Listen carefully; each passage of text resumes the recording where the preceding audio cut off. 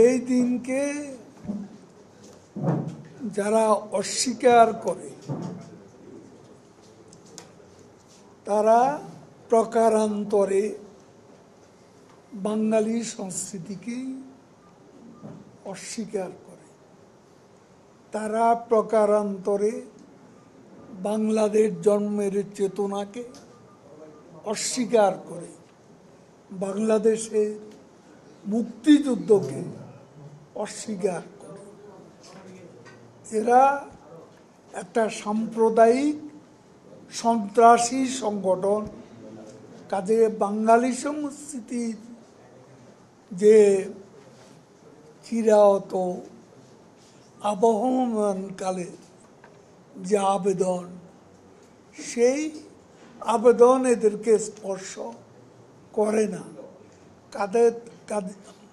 বাস্তবে যেটা সেটা হচ্ছে তাদের ধারণাটাই উল্টো।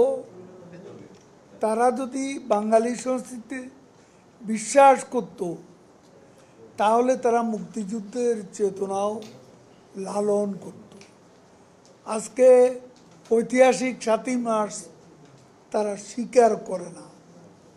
এই যে ১৭ই এপ্রিল মুজিবনগর দিবস, বাংলাদেশের প্রথম স্বাধীন বাংলাদেশে প্রথম সরকারের যে শপথ দিবস, সেই দিনটি তারা অস্বীকার করে এবং সরকার গঠনের দিন ১০ই এপ্রিল এটাও তারা অস্বীকার করে। আমাদের স্বাধিকার সংগ্রামের সবচেয়ে গুরুত্বপূর্ণ মাইল ফলক ৭ই জুন তারা অস্বীকার করে। কাজেই বিএনপির কাছ থেকে আমরা মুক্তিযুদ্ধের চেতনা, বাঙালি সংস্কৃতির চেতনা, এইসব ব্যাপারে তারা ইতিবাচক রাজনীতি করবে এটা আমরা আশা করি। বাংলাদেশের স্বাধীনতাকে ধ্বংস করার জন্য তাদের জন্ম হয়েছে, রক্ষা করা না ধ্বংস করা। এ যাবৎ তাদের কর্মকাণ্ডই ওই লক্ষ্যে নিবেদিত।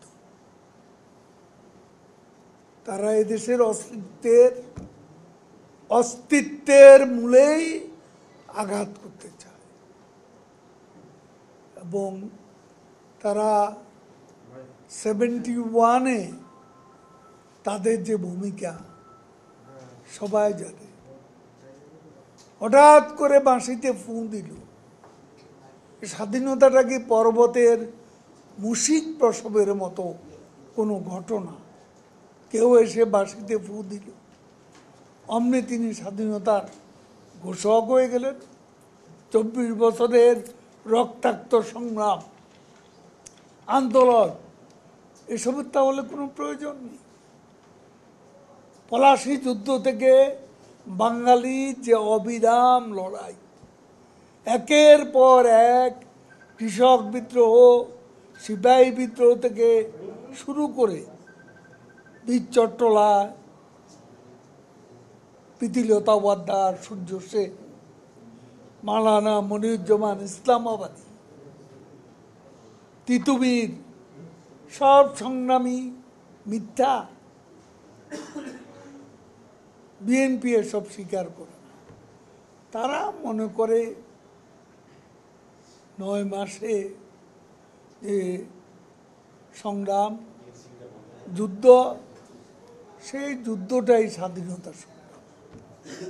এবং যদিও এই যুদ্ধে তাদের প্রত্যক্ষ কোনো ভূমিকা ছিল না, বিএনপি দল তখন ছিল না, কিন্তু সেক্টর কমান্ডার জিয়াউর রহমান তিনি কোন সেক্টরে বাস্তবে যুদ্ধ করেছেন সেটা আমাদের জানা।